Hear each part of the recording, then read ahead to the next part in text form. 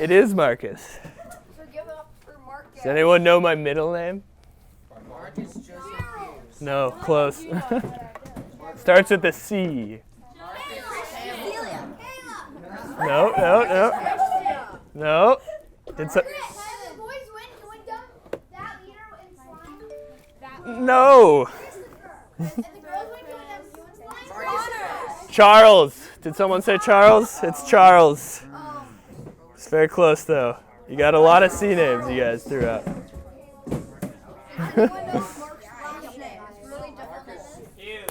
Okay. Marcus Charles Hughes. Marcus Charles Hughes. It is. It's actually Marcus. With a C. Marcus with a C. That's my name. That's my name. I will not reveal Nikki's middle name. All right.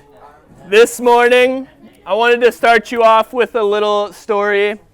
My crowning achievement of middle school. Best thing I accomplished. Most impressive thing I accomplished in middle school, in my opinion, was the 8th grade soccer team. I was on it, or it was the school soccer team. I was in 8th grade. And that year, I was the captain of the team, and I took the team all the way to the championship, and we won our school division. In middle school. Thank you. I drove the bus. I took it. No, I led the team.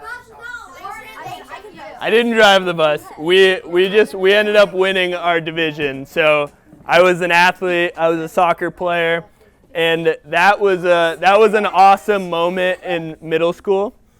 And I took that on into high school. I ended up playing a ton of sports. Being an athlete was definitely something that I valued highly. And I don't get to do it much anymore. I loved the days when I could compete competitively.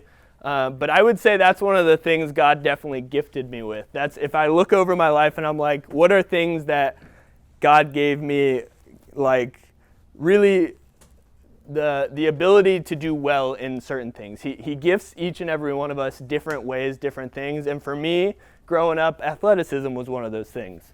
I wasn't the best student in the classroom. That maybe wasn't my gifting, but I know people who that was their gifting. So God, each and every one of us is gifted different things in different ways. And this morning, that's kind of what we're going to look at. We're going to read this story in Daniel.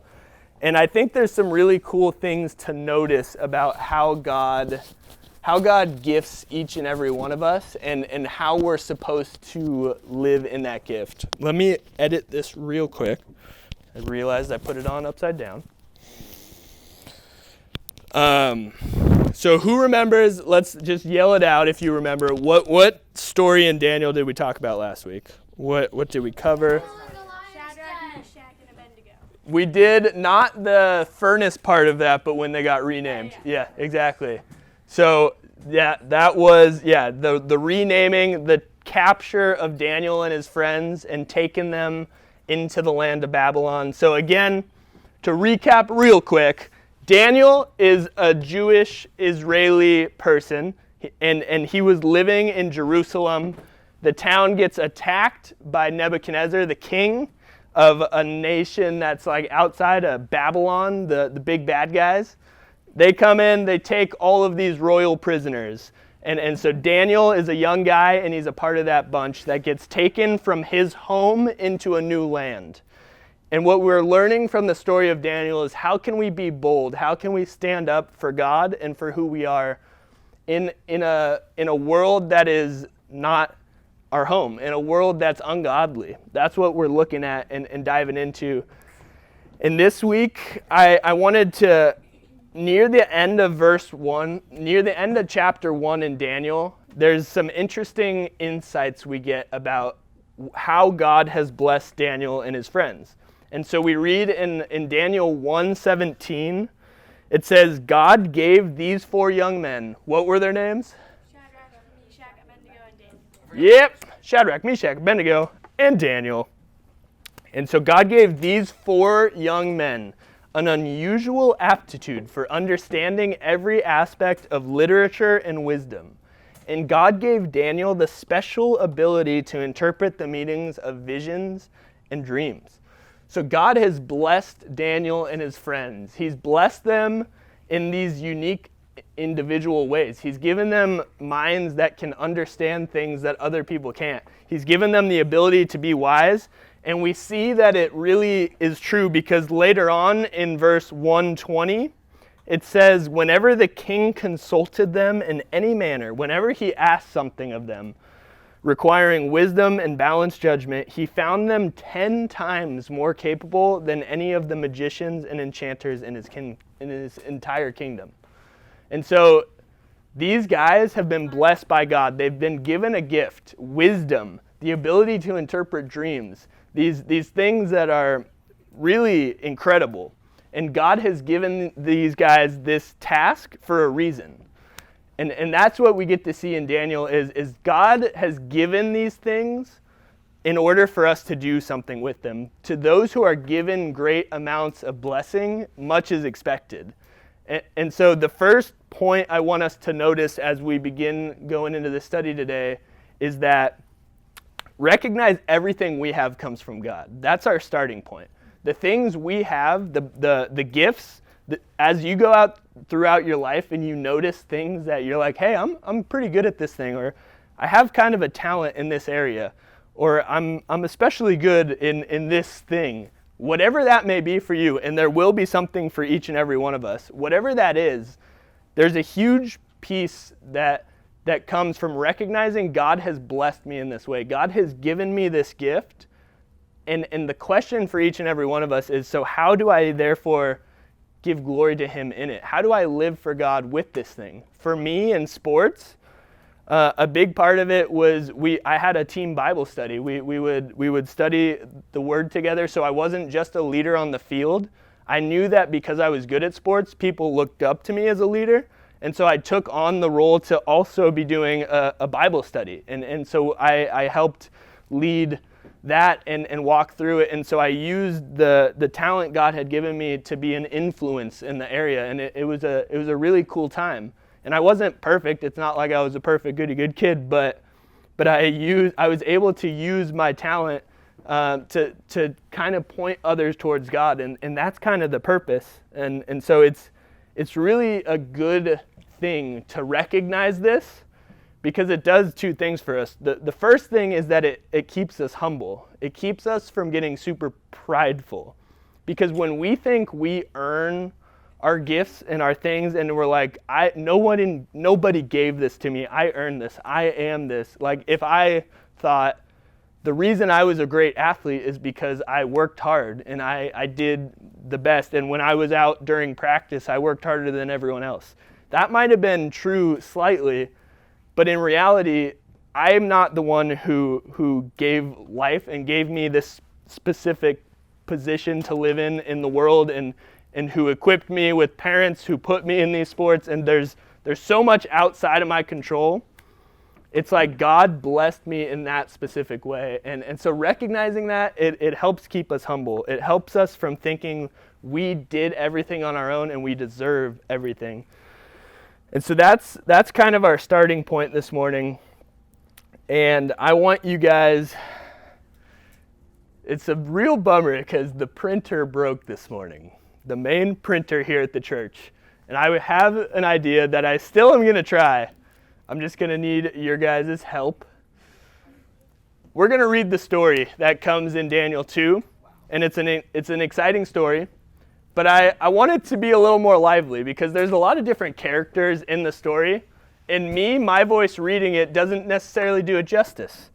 So is there any of you in the crowd who is very confident in their reading ability? Their ability to read well words that are in front of them out loud?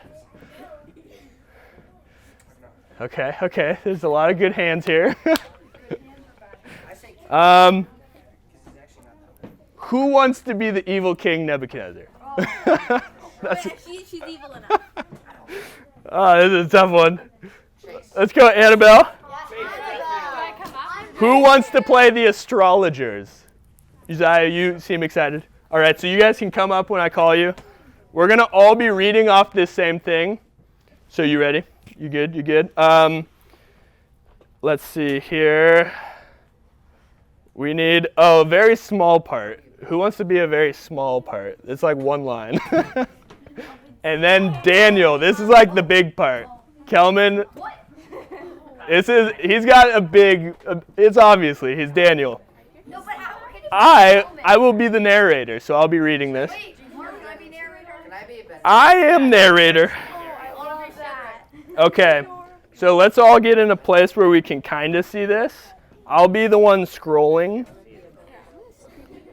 You all good? So I can't really see mine. you're up first, King, or well, after I introduce us here. Do I just read it?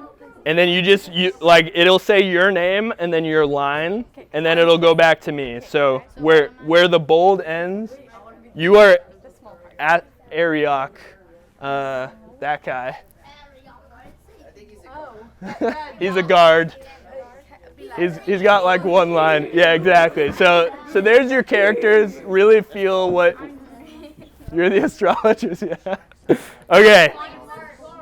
So here we go. It's just different angle. Daniel's with friends. No, Daniel's friends with Daniel's friends. There should be an apostrophe. Okay, here we go. There's one typo every morning, so it's kind of like whoever finds it, you win a prize. So congratulations. Is that how you Here we go. Okay, so we're setting the scene here. One night during the second year of his reign, King Nebuchadnezzar had such a disturbing dream that he couldn't sleep. That's a bad start. We got a king who's all-powerful, and he isn't able to sleep. Have you guys ever been grumpy from not being able to sleep? It's a bad situation when the guy in charge of the entire land is having bad sleep. He called in his magicians, enchanters, sorcerers, and astrologers, and he demanded that they tell him what he had dreamed, as they stood before the king. He said, I've had a dream that deeply troubles me, and I must know what it means. Then the astrologers answered the king in Aramaic. Long live the king. Tell us the dream, and we will tell you what it means.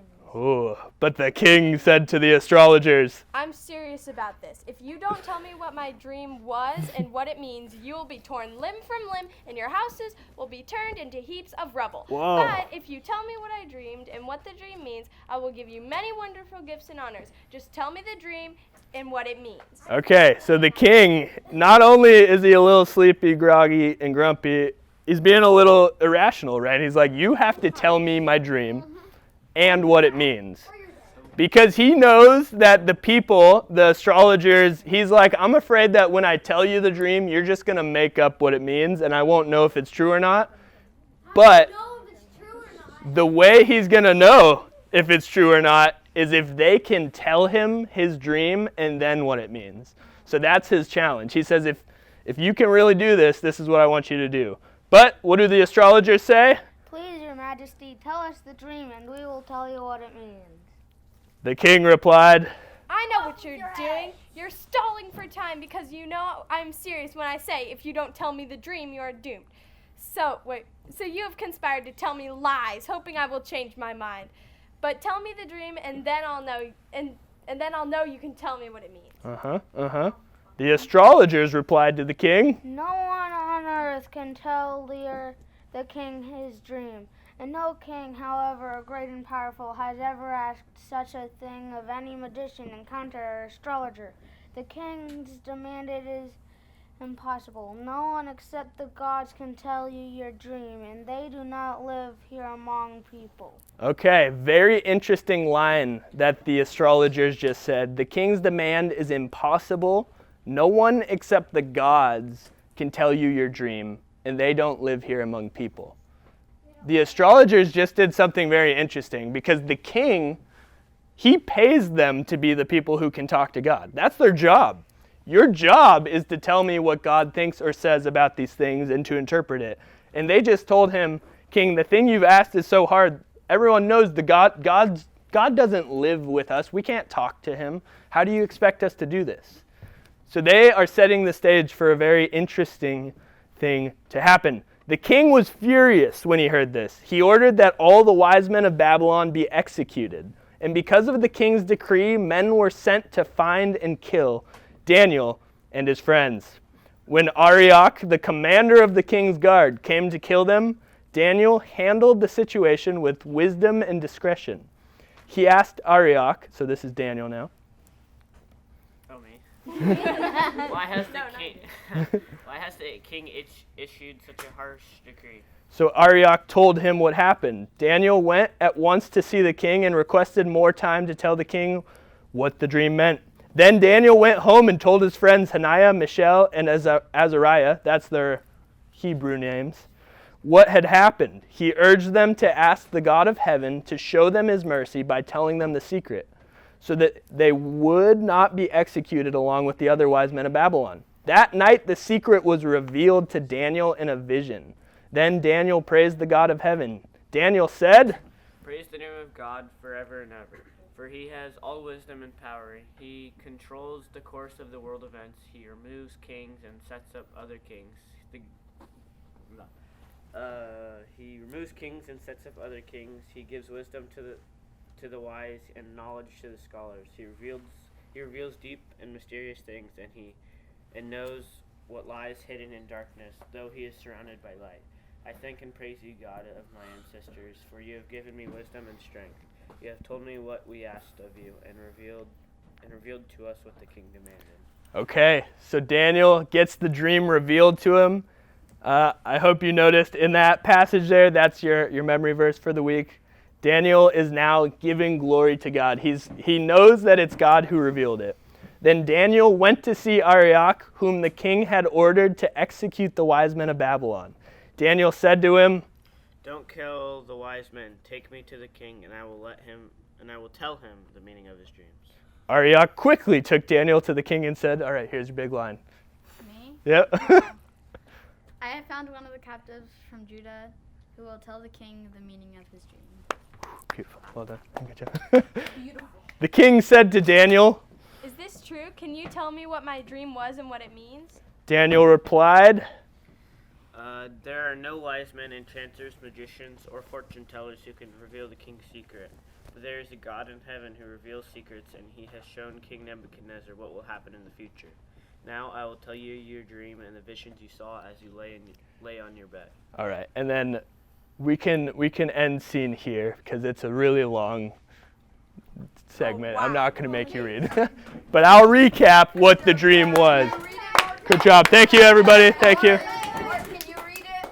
I'll recap it to you because it's cool. Aren't those like the four kingdoms, and then they all go to war, so they fall apart? Exactly. So that's exactly it. This was the dream the king had. Daniel says, you had this dream that you saw this amazing statue. The statue's head was made of gold. Its arms and chest were made of silver.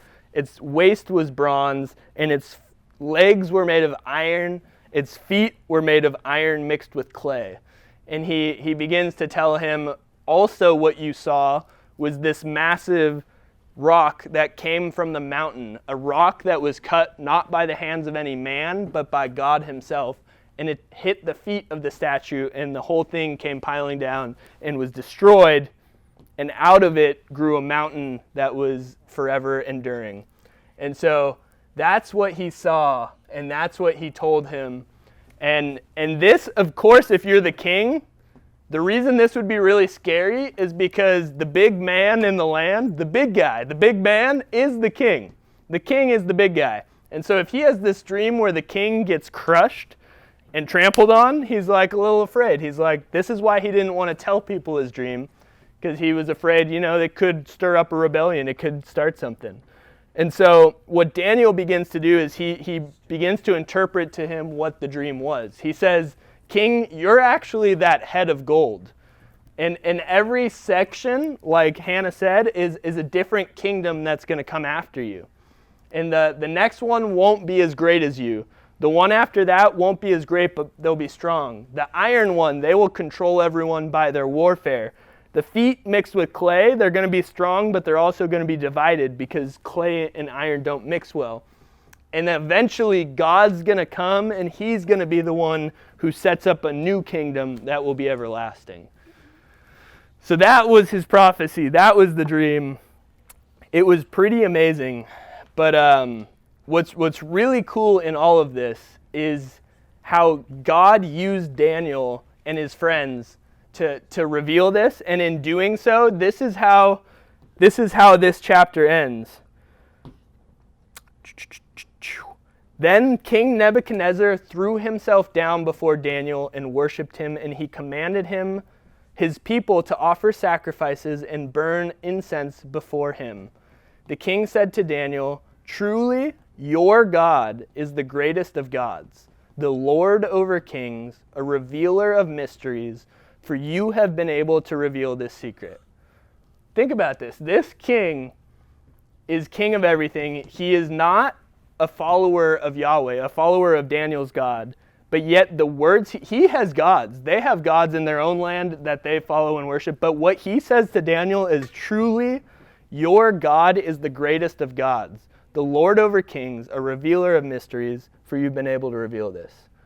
One of the reasons God places us where he does in life and gives us the giftings he's given us is so that we can point other people to him. The way we use our gifts and the way we go about doing it, if you do something well and you point people to God in the duration of what you're doing, it can change people's life. It can open their eyes. And so this is also cool because not only is this an amazing thing for Nebuchadnezzar, but look what happens to Daniel. Then the king appointed Daniel to a high position and gave him many valuable gifts. He made Daniel ruler over the whole province of Babylon, as well as chief over all his wise men. At Daniel's request, the king appointed Shadrach, Meshach, and Abednego to be the charge of all the going-ons in the province of Babylon. So, this was a big thing for Daniel. This was good stuff. This elevated him. He used the gift God had given him, but in doing it, he never once pointed to himself. He never said, "I am great. I can do this for you." He always pointed it to God. It's only God who can do this. It's only by God that he allows me to do this. And God's in control of everything. And it's a really cool lesson for us to see how we can have talent. We can have amazing talent. But when that talent is focused on us and getting things for us and doing things for us, like I want to make a ton of money through what I do, or I like that it makes me popular being good at this thing. Like if our focus is on self, at some point it's really going to let us down. It's really going to lose its value because God has given us our talents and our skills for a purpose. And the key is learning how to use that thing or to do that thing for him. Learning how to point others to him through your doing it, or learning how to do it in such a way to where people look to you, and in that point, just having conversations with people, just living a life that points people to God. There's a million ways to use your talent for God, but I think it's really important that we do. C.S. Lewis, the author of Lion, the Witch, and the Wardrobe, all the Narnia. He had a really cool line that has stuck with me. He said, when you make first things first,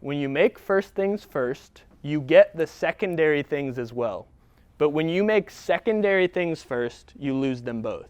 His point being, when we make first things our priority, the most important things in life, that would be God, love others. That's how the Bible sets out what we're supposed to do in our lives. So if our main focus is on God and bringing him glory in the little things we do, then he says you will get the second things well. The things that are less important, the things like money, friends, money, fame, fortune, those things, they are not good primary focuses. They leave you empty. You don't get the first or second things when those are your focus. But when you go after God, he gives you instead what you need, not the wants, not the empty things that you chase after and are left without happiness, really. God gives you the things you need. And so that's what I got for you guys this morning. I think we're good to cut it off here, but I do want to point out King Nebuchadnezzar is having his eyes open to who this God is, and Daniel is playing a huge role in that. But the king is by no means convinced yet. He still has a lot of nudging in the right direction. And so next week we're going to take a look at a time when the king sets himself up against God. And it's pretty interesting. It involves Shadrach, Meshach, and Abednego. The furnace, yes. All right, so I'm going to pray for us, and then y'all are, I think the parents are probably out, so we'll open the doors. But I'll pray for us real quick. God, thank you for this morning. Thank you for this awesome example of what it looks like to honor you and what you've given us, God. God, I pray that as we grow and as we just learn our different skill sets, our talents, the gifts that you've given us, God, that you would also give us the wisdom and the understanding of how to use those things to bring others to you, to help people, to point people to the source of everlasting life. God, I pray that you would help us in that, especially as we go out into the world this week. So God, thank you for this day. Thank you for an awesome summer. And in your name, amen. All right.